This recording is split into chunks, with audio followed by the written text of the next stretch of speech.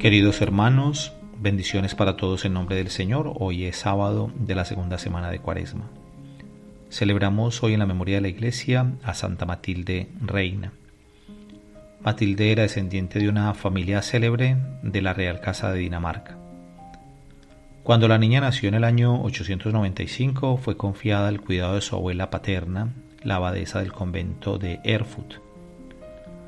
Allí, sin apartarse mucho de su hogar, Matilde se educó y creció hasta convertirse en una jovencita que sobrepasaba a sus compañeras en belleza, piedad y ciencia, según se dice.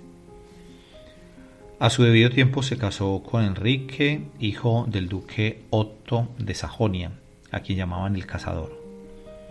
El matrimonio fue muy feliz. Matilde ejerció sobre su esposo una moderada pero edificante influencia. Precisamente después del nacimiento de su primogénito Otto, a los 3 años de casados, Enrique sucedió a su padre en el ducado.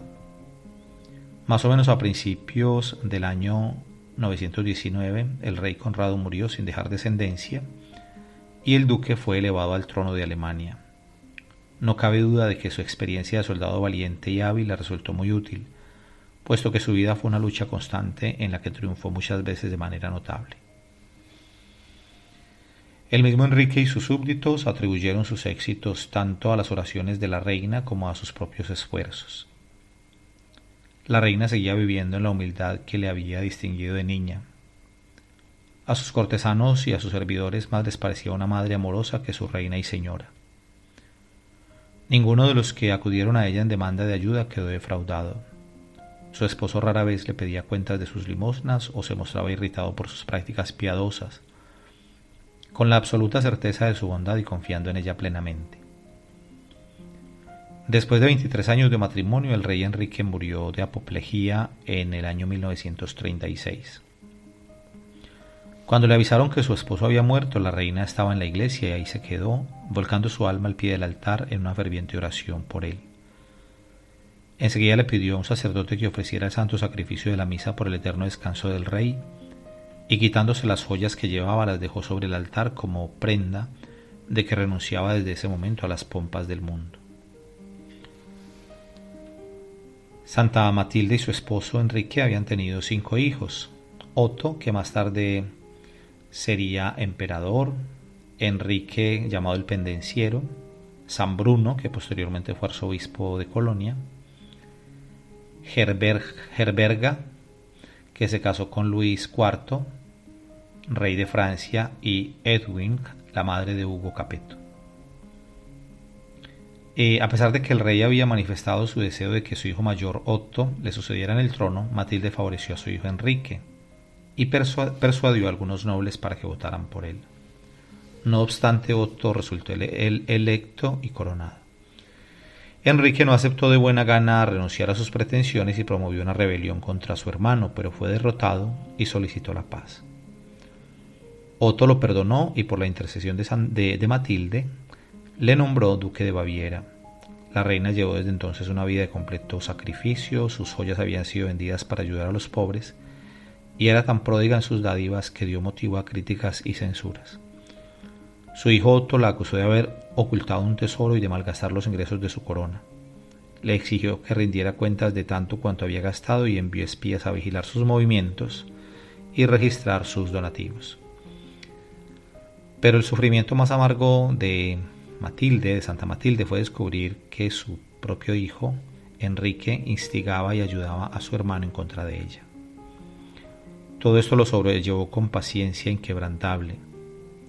Incluso con un poco de patético humor, al menos se consolaba al ver que sus hijos estaban unidos, aunque no fuera sino solo para perseguirla.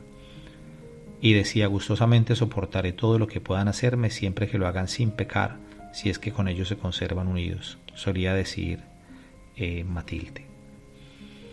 Ella, para darles gusto, renunció a su herencia a favor de sus hijos y se retiró a la residencia campestre donde había nacido. Pero después de esto, el duque Enrique cayó enfermo y comenzaron a llover muchos desastres sobre el estado. El sentimiento general era que tales desgracias se debían al trato que los príncipes habían dado a su madre. Edith, que era la esposa de Otto, lo convenció para que fuera a solicitar su perdón y le devolviera todo lo que le habían quitado. Sin que se lo pidiera, Matilde los perdonó y volvió a la corte, donde reanudó sus obras de misericordia. Pero no obstante que Enrique había cesado de importunarla, su conducta continuó causándole gran aflicción. Él nuevamente se volvió contra Otto y posteriormente castigó una insurrección de sus propios súbditos en Baviera con increíble crueldad. Ni siquiera los obispos escaparon a su cólera.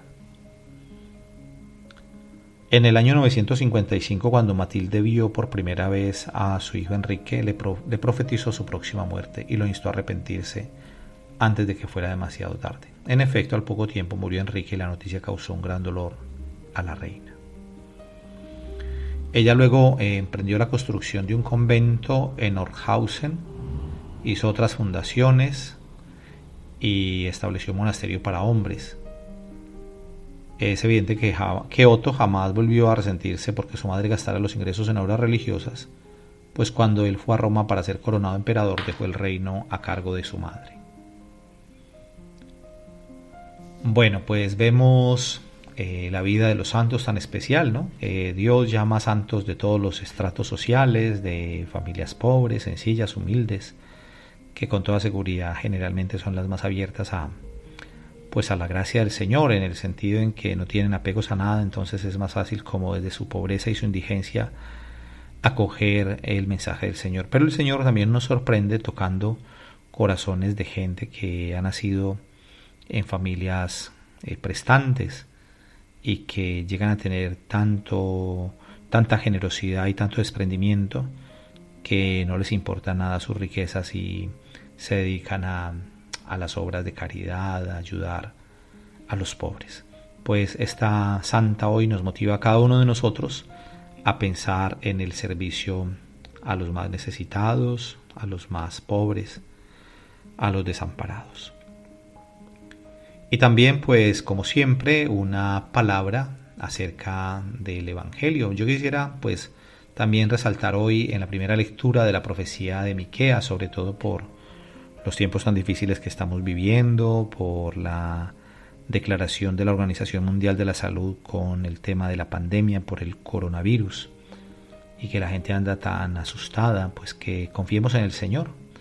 Y que así como el profeta Miqueas, también nosotros digamos al Señor: pastorea a tu pueblo, Señor, con tu cayado, al rebaño de tu heredad, que anda solo en la espesura en medio del bosque.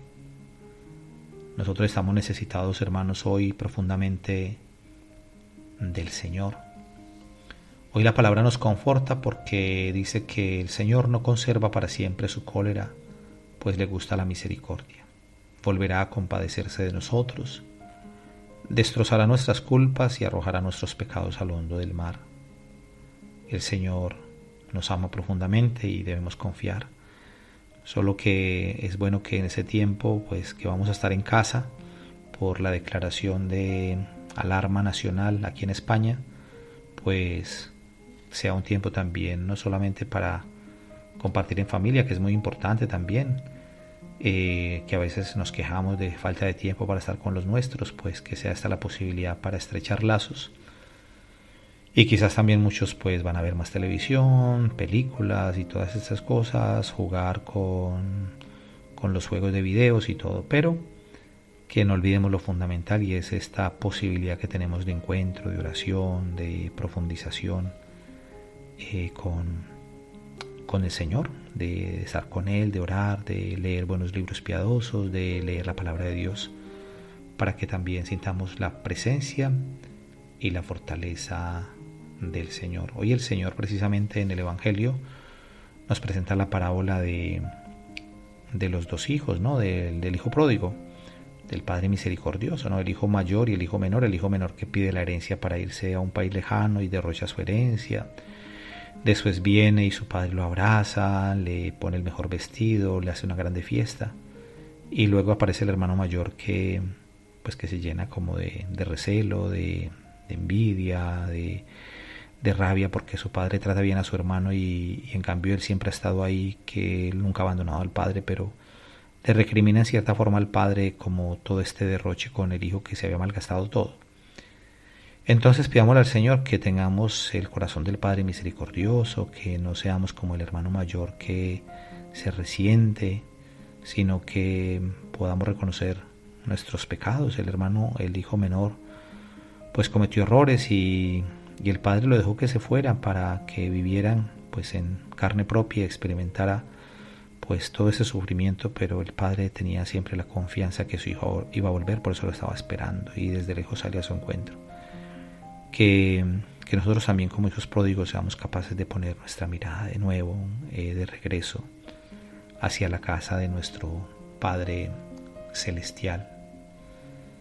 Es importante notar que hoy en el Evangelio al comienzo nos dice que a Jesús se le acercaron los publicanos y los pecadores a escucharlo, mientras que los fariseos y los escribas murmuraban. Qué actitud tan distinta a los publicanos, que son considerados pues traidores, son pecadores, ¿no? Publicanos. Y los pecadores se acercan a Jesús para escucharlo. Ojalá nosotros, aún con todos nuestros pecados y nuestros límites, nos acerquemos al Señor para escucharle. Y en cambio los fariseos y los escribas, que supuestamente eran los buenos, los que conocían las normas, los que estaban con todo en regla, digámoslo así, pues están murmurando. Entonces que nosotros, la palabra del Señor nos sirva no para murmurar y para que murmuremos de cosas de la iglesia, sino precisamente para que nos acerquemos a escuchar al Señor de la vida. Queridos hermanos, un abrazo para todos.